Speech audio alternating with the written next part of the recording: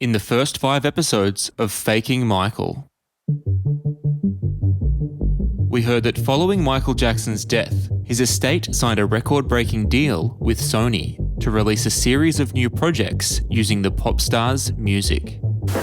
A guaranteed $200 million for 10 projects over 7 years. And we heard that following the announcement of the deal, Eddie Cascio and James Port claimed that Jackson had co-written and recorded an entire album of unreleased songs with them in the final years of his life. The album was recorded by Michael in the fall of 2007 with Eddie Cascio at his home in Franklin Lakes, New Jersey. We heard that Cascio and Port then sold those songs to Jackson's estate, and that Sony commercially released 3 of them on the Michael album in December 2010 to a lot of controversy. Also making news is the controversy surrounding the release of a new Michael Jackson album titled Michael. Is the pop icon singing on every track? And we heard that some of Michael's family and fans believed that Jason Malachi, not Michael, was the vocalist. Someone brought my attention to this guy, Jason. That's not Michael. I don't think it's him. It's this other singer, Jason Malachi. Paris called me and she went on to say this is the person who impersonates him. Jason Malachi. Jason Malachi. Jason Malachi. And that was the voice. And that Jason's longtime producer, Tony Curtis, agreed, saying that he knew, without a doubt, that Jason, not Michael, was singing on the Cascio tracks. But what we haven't heard much about is who Eddie Cascio, James Port, and Jason Malachi are, the details of their respective connections to Michael Jackson, and how they, and others, all come together in the context of Michael's life and career. And so in the next 3 episodes, we'll put those important pieces of the puzzle in place to understand how Eddie, James, and Jason came to be accused of what could be the greatest artistic fraud in the history of the music business. We'll start with Eddie.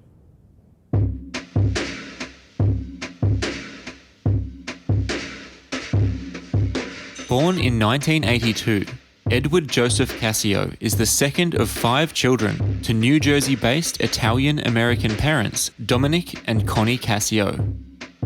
The Cascio family's friendship with Michael Jackson dates all the way back to 1984, when Michael met Dominic while staying at the Helmsley Palace Hotel in New York City.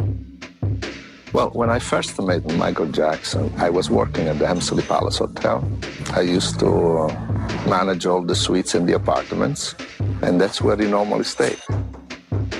When Dominic first met Michael, the pop star was 25 years old and at the peak of his popularity, with his Thriller album having just been inducted into the Guinness Book of World Records as the biggest-selling album ever. Following their 1984 meeting at the Helmsley Palace Hotel, a friendship between Michael and Dominic was born. And before long, that friendship would extend to the entire Cascio family. Dominic and Connie recall. Michael asked me if I was married, if I had any kids, and that one day he would love to meet them.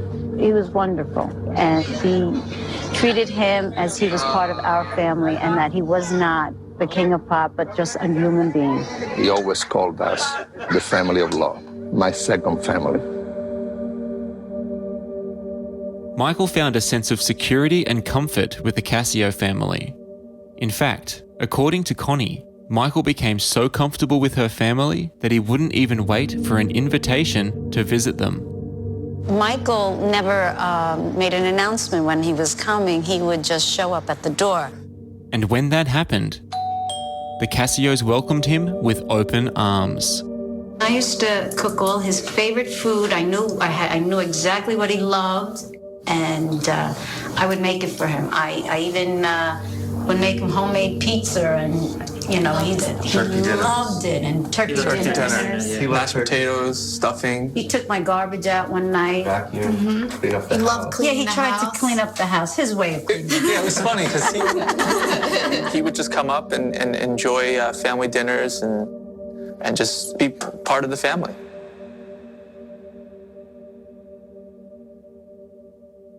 From a very young age, Eddie Cascio began learning to play the piano. And when Michael would visit the Cascio family home in Franklin Lakes, New Jersey, Eddie recalls that his parents would encourage him to play for Michael. I had been studying piano since the age of 4, and my brother as well. And as we grew up, we would play for Michael, and we both learned pretty much all of Michael's songs.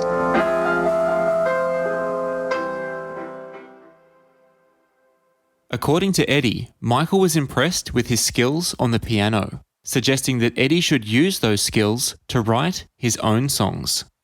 And so with the King of Pop as his music mentor, that's exactly what Eddie did. We'll continue discussing Eddie and his songwriting shortly, but for now, a little more background information about the Cascio family. The Cascio family have a long and successful history running Italian restaurants. Back in the 1980s, Michael, his manager Frank DeLeo, and members of the Jackson family would sometimes dine at Aldo's, an Italian restaurant Dominic started with his brother. Michael even posed for photos wearing an I Love Aldo's t-shirt to show his support for their family business. Years later, Dominic opened a second restaurant called Il Michelangelo, named after the famous 16th century painter and sculptor, who was one of Jackson's many artistic heroes. He loved Michelangelo. He truly loved. Always talked to me about Michelangelo. During one of my research trips, I actually had dinner at Il Michelangelo. Dominic and Connie Cascio were both there, working, as were some of their children. Even Michael was there. Well, kind of. Inside the restaurant's entrance, there was an entire wall of photos of the Cascio family with Michael, almost like a shrine to their famous friend. And while their friendship with Michael was well known to those in their local community, the Cascios managed to keep their relationship with the King of Pop relatively private, something that Eddie says Michael appreciated. Michael was very private, and he saw the warmth and how we respected Michael for who he was, and how he just didn't want us to be that family that goes out and, talks about Michael Jackson. And we never did that.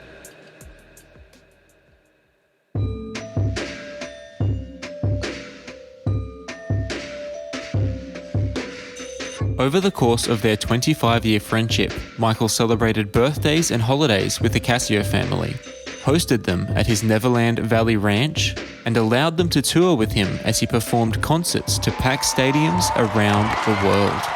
I love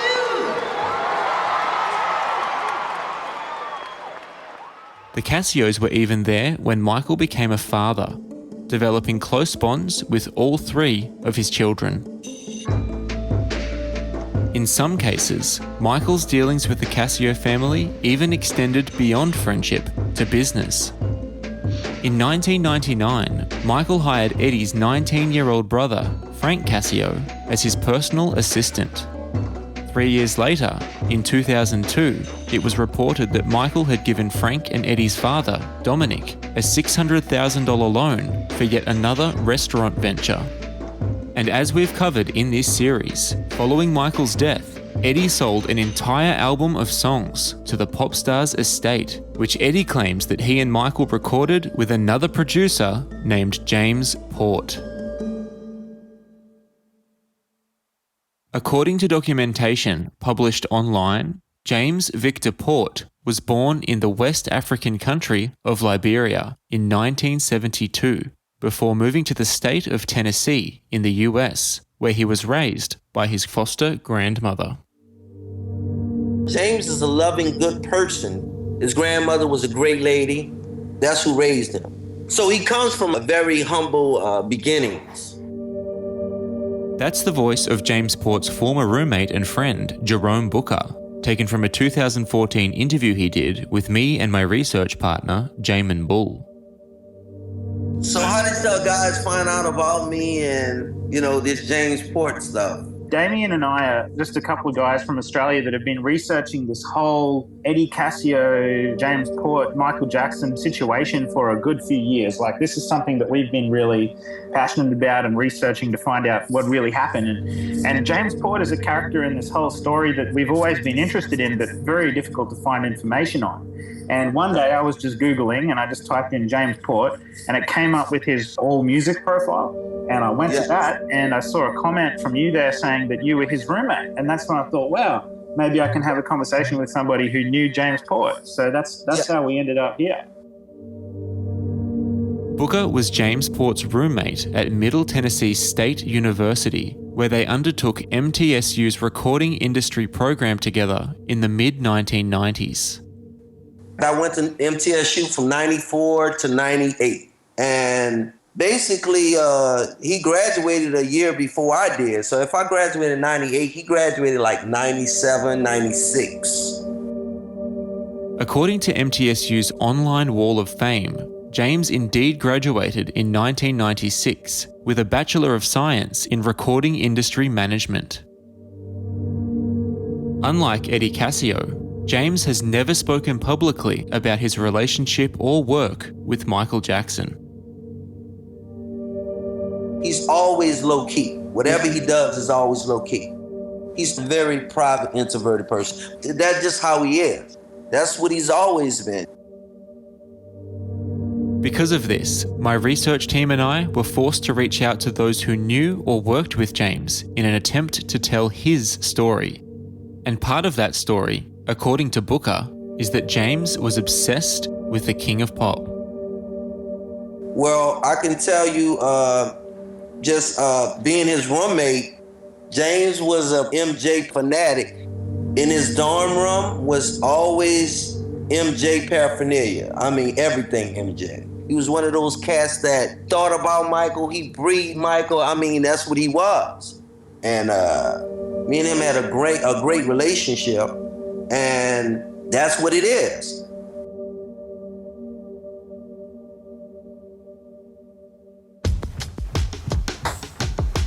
Booker recalls that after James graduated in 1996, it didn't take him long to put his degree in recording industry management to good use, landing successive jobs in 2 major New York studios. When he graduated from Middle Tennessee State, he went to Battery Studios in New York. Battery is a recording facility owned and operated by Sony Music. Then he left Battery and he went to the Hit Factory. He was the studio manager at the Hit Factory at both buildings, I believe on 54th Street, Manhattan. And from 98, 99, 2000, we was going up to see James. I used to go up there with him like every other weekend or every spring break. Some of music's most iconic albums were recorded at the Hit Factory, including Stevie Wonder's Songs in the Key of Life, Paul Simon's Graceland, and Bruce Springsteen's Born in the USA. Over the years, Michael Jackson had also recorded at the Hit Factory, and in the summer of 1999, he returned there to work on what would ultimately be his final studio album, Invincible.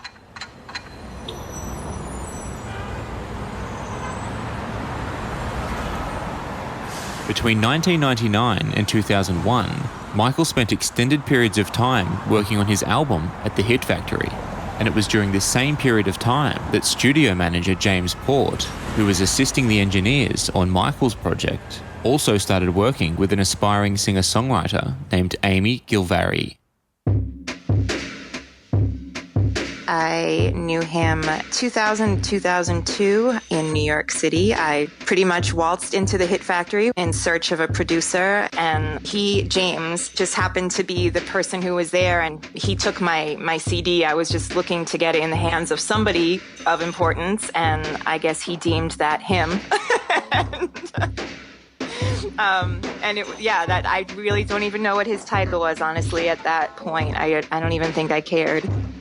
All I know is that he got me free time after hours, after Michael would leave, and I would get into the same studio and I would have free time at the Hit Factory late at night. Amy recalls that during one of her late-night recording sessions with Port, before she even knew that the studio she was working in was also being used by Michael Jackson, she stumbled upon a wooden stage in one of the Hit Factory recording booths. I was at the Hit Factory and I walked in and there was a makeshift stage. And I didn't know at this point who had been in the studio, and I asked James, "What is this?" And he said, "We had to build that for Michael the other night because he likes to spin around and dance while he records." And he said, "Michael," and he did not say Jackson. And I was like, "Michael Jackson?" And he said, "Yeah."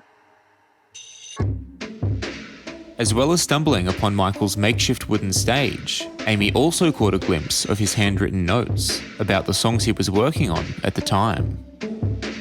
On the wall, like just kind of tacked to the wall, there was a piece of paper and it had the titles of the songs and these little gold stars, silver stars, red stars, the kind that you get when you do your homework in kindergarten. And like one song would have 3 gold stars, one song would have 4 silver stars next to it. And he said, that's Michael's notes, like how he feels for the songs. And I mean, I definitely got giddy, and I probably several times in a row said, we're talking Michael Jackson, like from the Jackson 5 Michael Jackson, right? I probably said every which way you could confirm that it was the Michael Jackson. And I just felt like I was in a whirlwind just in that moment. It was definitely like the highlight of my life at that point, to know that I was in the same studio that Michael Jackson had just been in. Amy recalls that while Port was working with Michael, he didn't go out of his way to mention him, instead remaining focused on the work he and Amy were doing together. James is not like a gossiper. He's not like a chit-chatter. He's very serious. And if you're there to record, you're there to record. And he would point back to me and say, we're here for you right now. Let's focus on what we're doing. And that, to me, to this day, is very telling about James, because if I was working with Michael Jackson, you better believe I would make everyone know it's Michael Jackson. And he just was very, very respectful, and he just seemed profusely grateful that he was there, and it was Michael. Not Michael Jackson, not the king of pop, just Michael. Like it was his friend, like Michael. Like he seemed comfortable working with him and for him. James Port's former roommate, Jerome Booker, recalls the same thing about James. He's never one for news or kudos on what he's done. The fact of the matter is he's done something with the king. That's enjoyment, that's kudos enough when he's done it. And obviously, Michael Jackson felt comfortable working with James. Throughout the course of the Invincible project, James not only became a trusted member of Michael's studio team at the Hit Factory, but also started working with Jackson's longtime friend, Eddie Cascio. In a never-before-heard interview with my research partner, Jamin Bull, Eddie says that he first met James through Michael, when Michael asked James to help Eddie set up a recording studio at the Cascio family home in Franklin Lakes, New Jersey.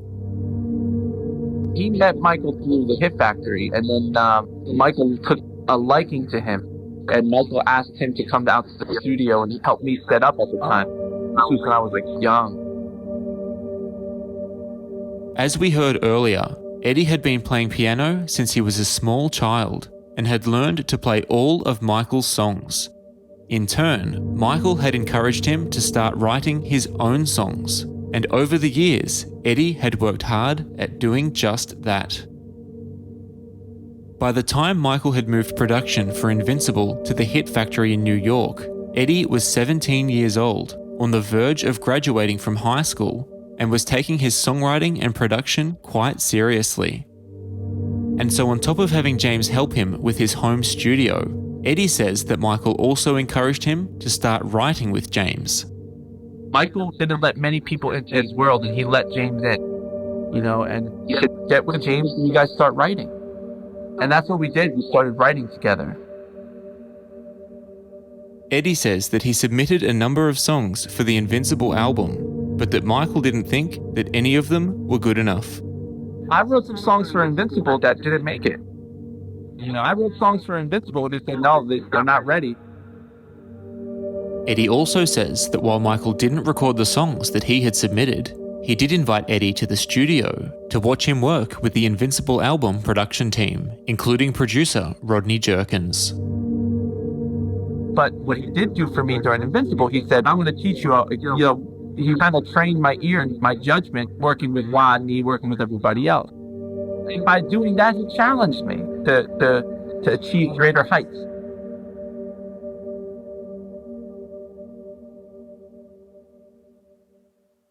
In the end, the Invincible album was released on the 30th of October, 2001. Michael Jackson. His new album, Invincible. In stores now. Michael Jackson, Invincible.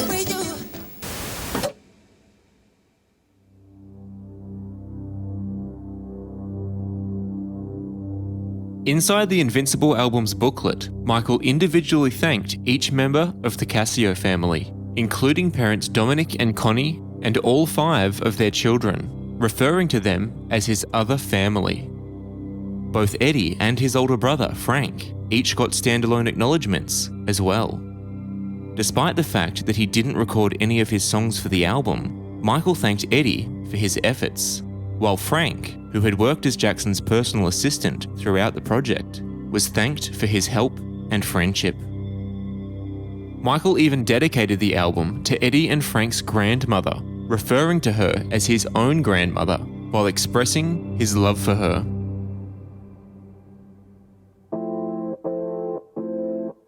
Meanwhile, with the album done and Michael no longer recording at the Hit Factory, James Port and the Casio brothers focused their efforts on other projects.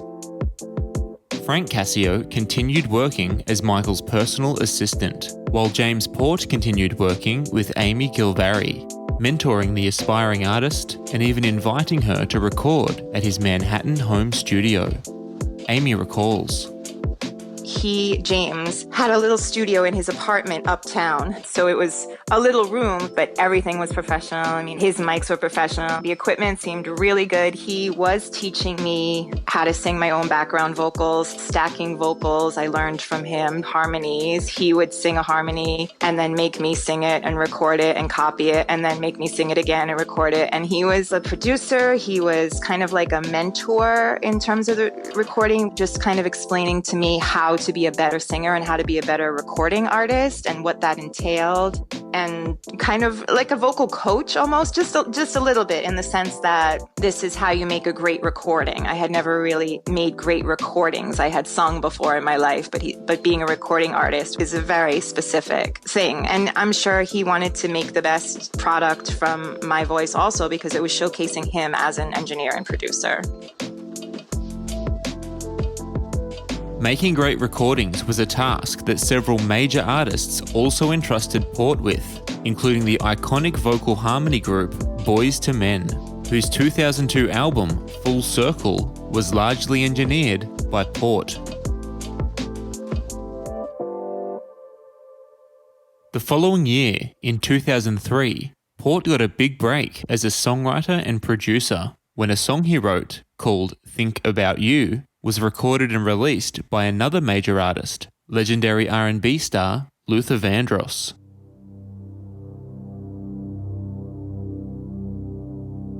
During that same period, Port's collaborative partner, Eddie Casio, was undertaking a sociology degree at Drew University. In an interview with the university newspaper, Casio said that he too had also worked with Luther Vandross, as well as several other mainstream artists, including NSYNC and Usher. Eddie also revealed that he was producing an album for an up-and-coming new artist called Bobby Ewing, not to be confused with the character of the same name from the American television series Dallas. According to documents filed with the US Copyright Office, Bobby Ewing isn't actually a real person, but rather a fictitious name that James Port started using as an artistic alias. In an effort to confirm that Bobby Ewing was indeed James Port, I asked Amy Gilvary whether she was familiar with Port using Bobby Ewing as an alias. I do know the name Bobby Ewing. You know, he told me a little bit about his childhood, that his mother passed away and he was raised by his grandmother, and it was very sad. And I don't know if that was part of it, but the name Bobby Ewing, he did tell me about, but it was not to introduce himself as that now. He was like, I'm James Port now. It should be noted that using an alias, pseudonym, or stage name is quite common in the entertainment industry.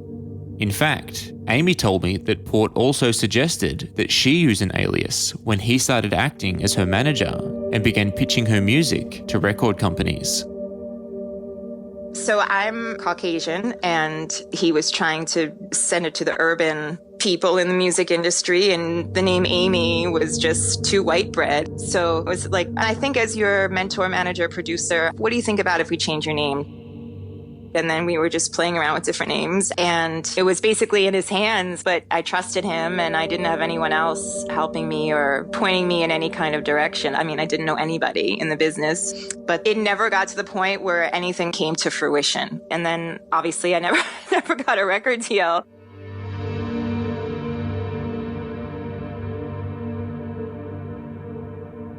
It should also be noted at this point that the Casio brothers, Eddie and Frank, also used aliases. Most people in Eddie's private life know him by the name Angel, while for many years, Frank Casio used the name Frank Tyson, and you'll be hearing references to each of these aliases throughout the remainder of this series. Now, back to the story.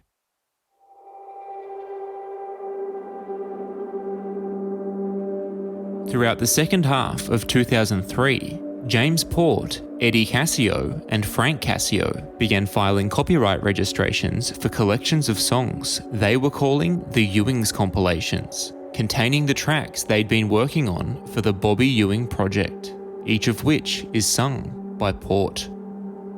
In the period following the registration of the Ewing's compilations, Eddie and Frank had a falling out, which left the Casio brothers unable to repair their relationship for many years. But that didn't stop Port from working separately with both Eddie and Frank, filing several more copyright registrations with each of them between 2004 and 2005, as well as launching artist profiles under the Bobby Ewing alias on social media platform MySpace and music website Last.fm. The Last.fm profile described Ewing as a Liberian-born singer, songwriter and producer who was raised in Tennessee before relocating to New York City, James Port's exact life story. Ewing's new song, called Exotic Dancer, was also promoted on the Last.fm profile. She ain't down with the 9 to 5. Little shorty wanna stay alive. Wanna get that American pie. Wanna dance till the morning. According to the profile, Ewing was working on an album called The Slideshow, which was being co-produced by Frank Tyson, aka Frank Casio. The profile also revealed that Frank DeLeo, the former manager of Michael Jackson, was also working on the Bobby Ewing project. We heard about DeLeo in previous episodes when discussing how DeLeo had taken credit for making Jackson's estate and record company aware of the Casio tracks in 2010, and how he had defended their authenticity when questions were raised regarding the vocals.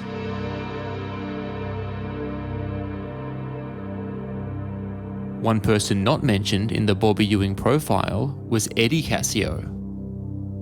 Despite telling his university newspaper that he was producing the Bobby Ewing album, the Last.fm profile suggested that Eddie's brother Frank had replaced him as the album's co-producer.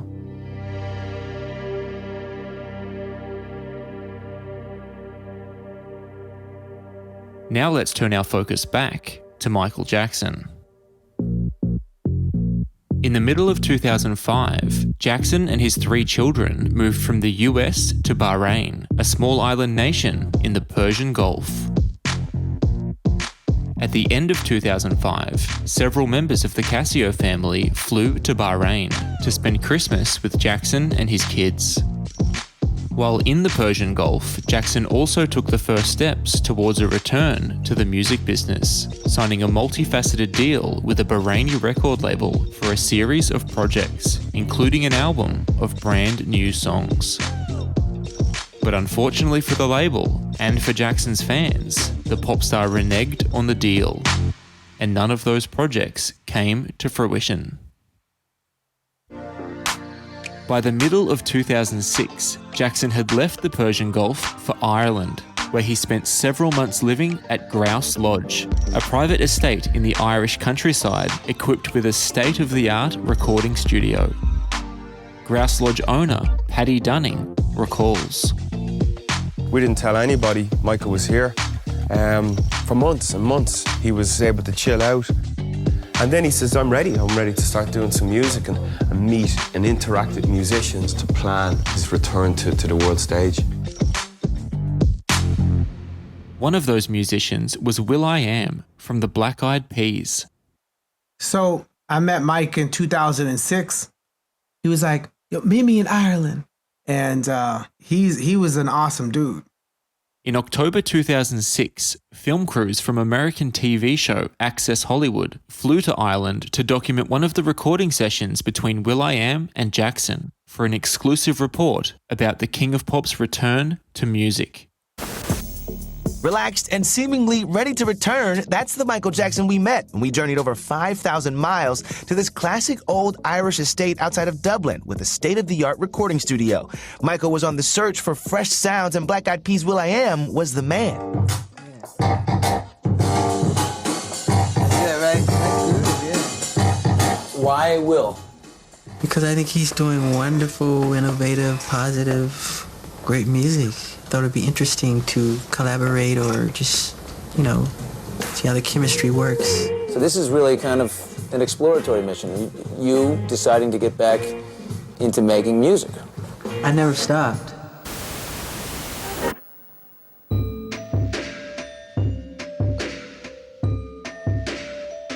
Shortly after the Access segment went to air, Michael relocated from Ireland to Las Vegas, where he continued working with will.i.am.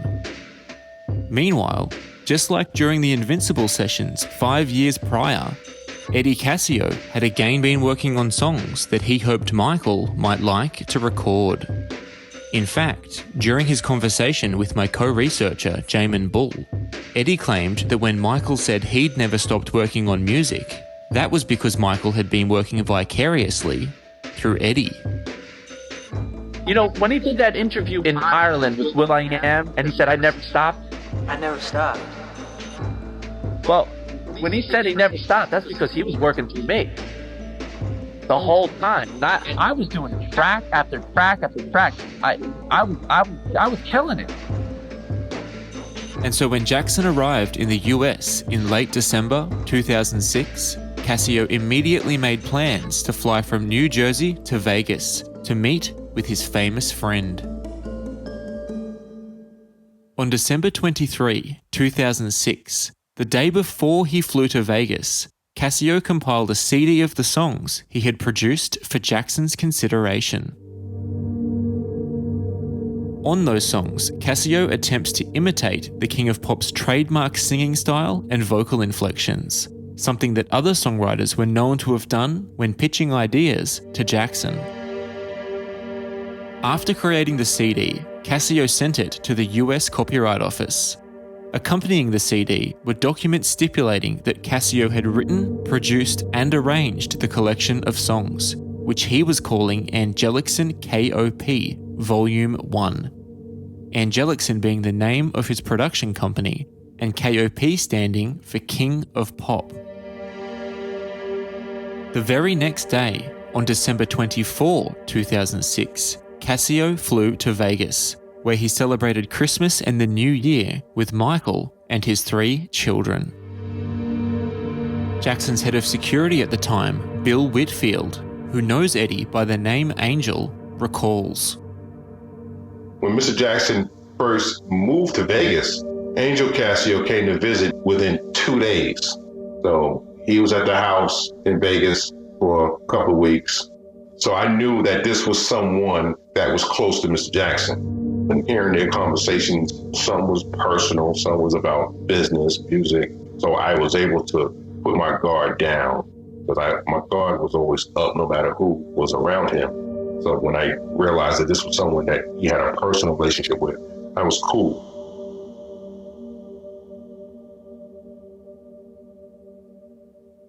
Throughout the first half of 2007, as Jackson settled back into life in the US, the pop star continued reaching out to producers he admired, telling them that he was working on a new album while asking them to submit songs for his consideration.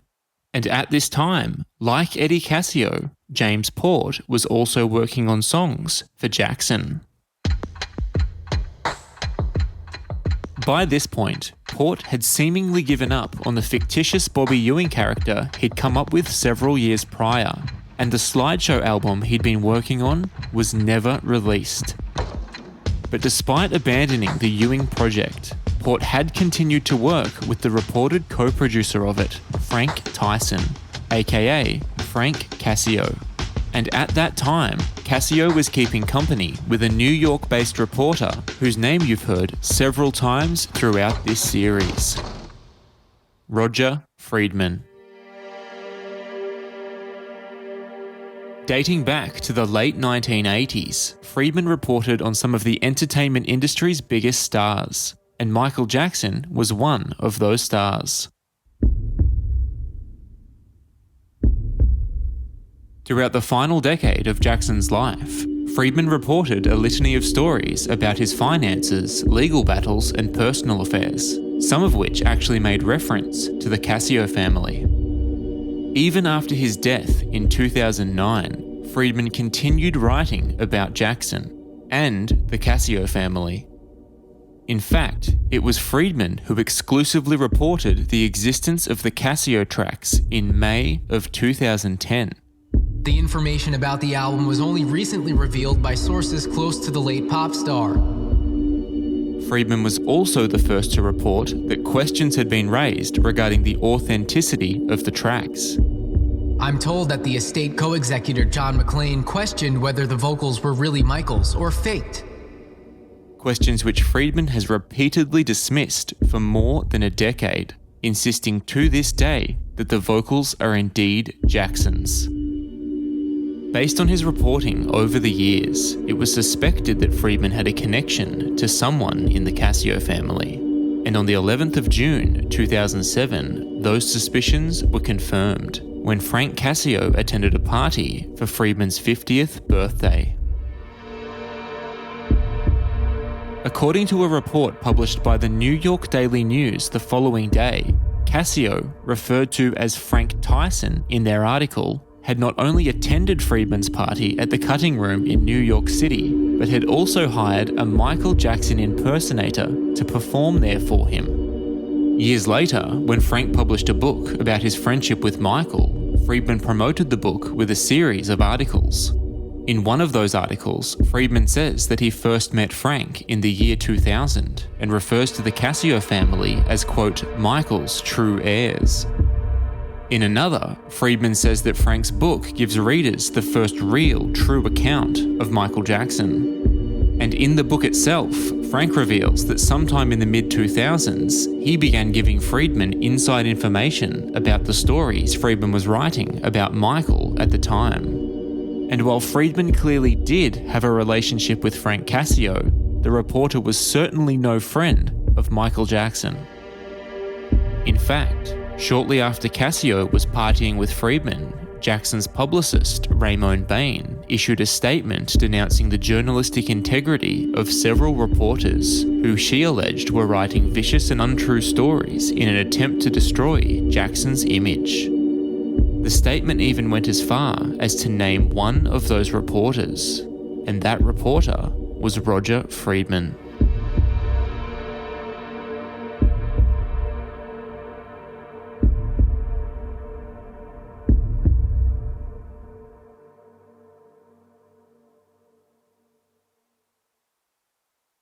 It should be noted at this point that I invited Roger Friedman to speak with me for this podcast series, but he declined my invitation. Now, let's get back to the story. In late June of 2007, 6 months after arriving in Vegas, Jackson and his 3 children moved to a small town in the Virginia countryside. And as he'd done when Jackson first arrived in Vegas, Eddie Cascio made the trip from New Jersey to Virginia to visit his famous friend. Jackson's head of security at the time, Bill Whitfield, recalls. So we left Vegas when we traveled to Virginia, and we was out there for a couple of months. Within that time, Angel came to visit us in Virginia, hung out.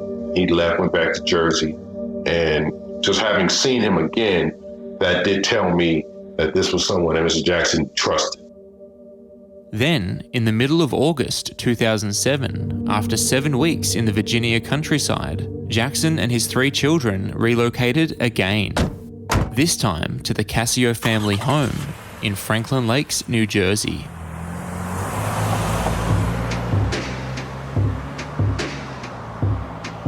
Jackson and his 3 children arrived in Franklin Lakes on the 19th of August 2007 to celebrate the 50th birthday of Cascio family matriarch Connie Cascio.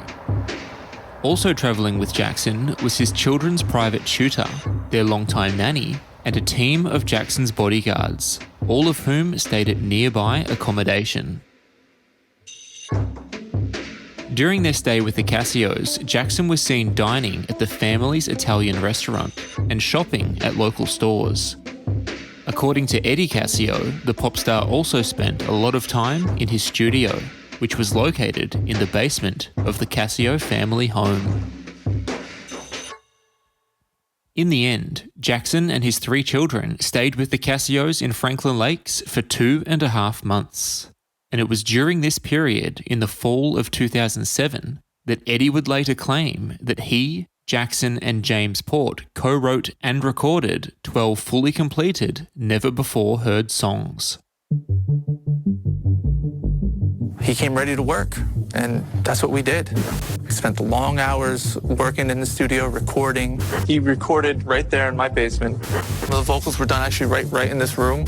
You know, we worked. I was there pushing the buttons. He was right there directing. Jackson's head of security at the time, Bill Whitfield, recalls that he actually heard music coming from the studio when delivering packages to Jackson at the Cascio family home.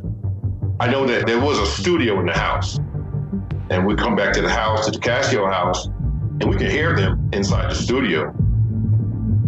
So we knew they were working in the studio. Working on what? I couldn't tell you. What I can tell you is that during this period, Jackson was working on Thriller 25, a 25th anniversary re-release of his best-selling album, Thriller. According to Jackson's handwritten notes, the pop star actually worked on 2 of the bonus tracks included on Thriller 25 in Eddie Caccio's studio.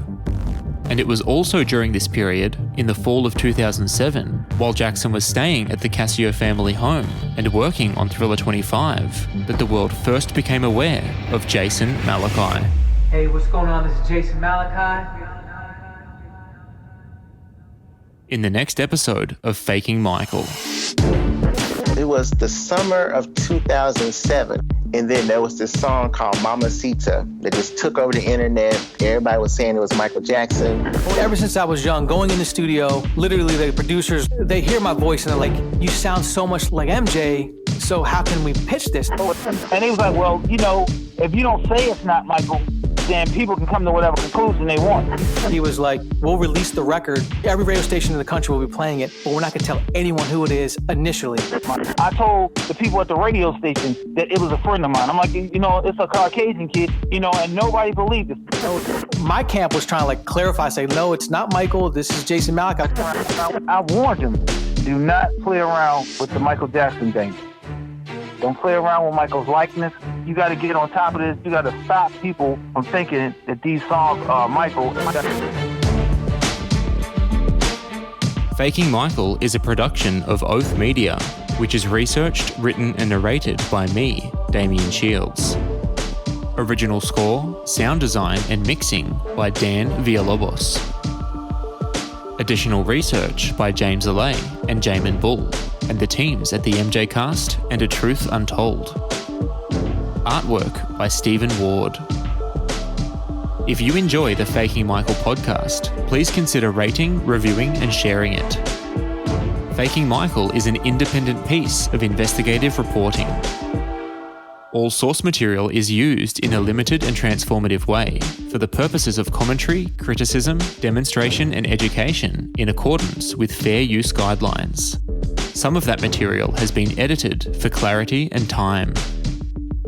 If you'd like to contact the makers of this podcast, support our cause, or order a copy of the Faking Michael book, please visit our website at fakingmichael.com.